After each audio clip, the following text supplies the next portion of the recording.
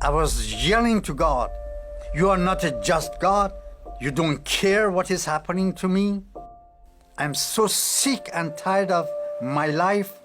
Finally, I say that, "If you are the true God, come and take my life. If not, let me die here. I don't want to wake up."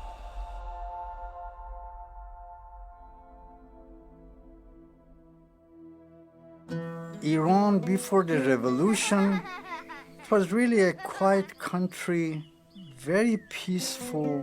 When the Islamic revolution happened in 1979, I left Iran and moved to Denmark. The very first day when I came to Denmark, it was snow falling, cold, very cold. And I was sitting in my room all alone, crying, really crying, literally crying, and called my mom. I said, "Mom, I want to come back home.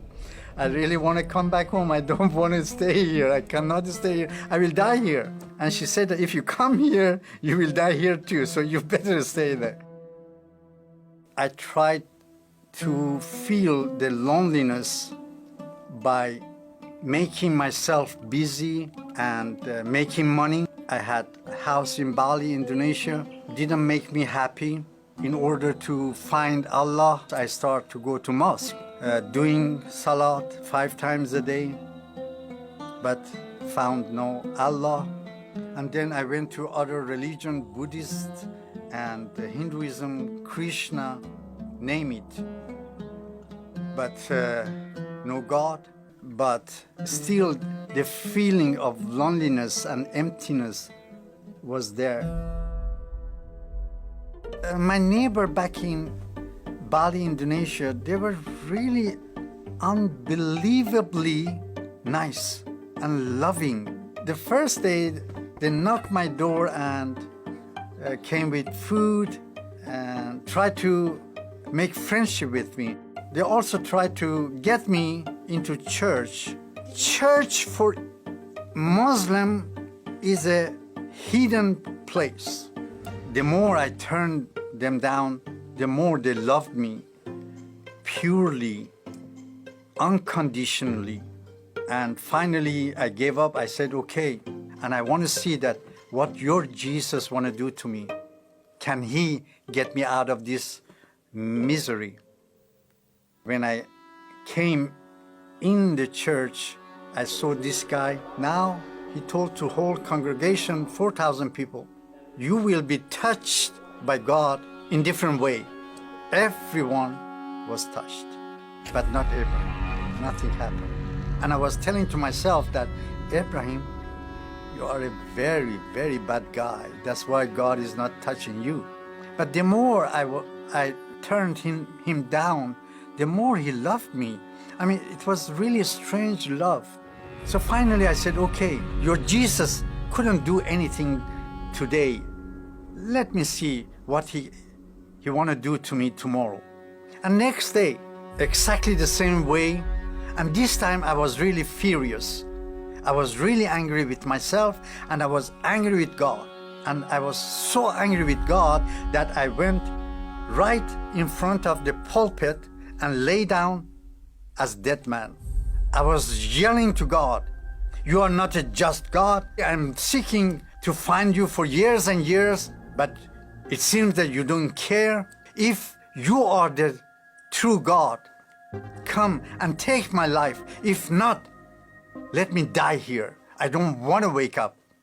After 10 minutes, I heard a voice, "Abraham, you don't want your life? I will take your life for my glory." I felt hands start to touch my head. I thought that some of these 4,000 people felt sorry for me and came to me just to give me comfort. I opened one of my eyes, seeing that who is this? Nobody here, this side. And then I opened my left eye, nobody here. And when I opened my eyes and tried to stand on my feet, I couldn't stand on my feet. And the whole church was empty. And I was born again. at that day. God made us in such a way with vacuum that only God can fill it. No money, no children or mother or father. Only God Himself need to feel that. And this same Jesus is now visiting Muslims. Before the revolution in 1979, Iran had only a handful Christians.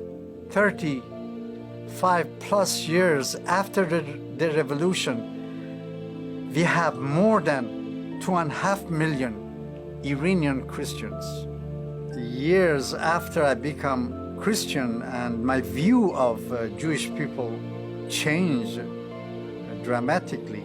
I love them with all my heart. I respect them highly. We, the Gentiles, be grafted in to the tree, but they are the branches.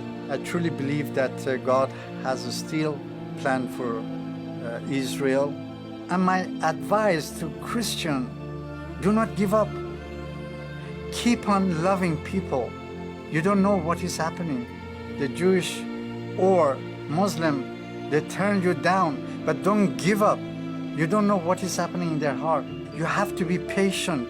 You are dealing with human soul, and continue to love people unconditionally. I am one for Israel.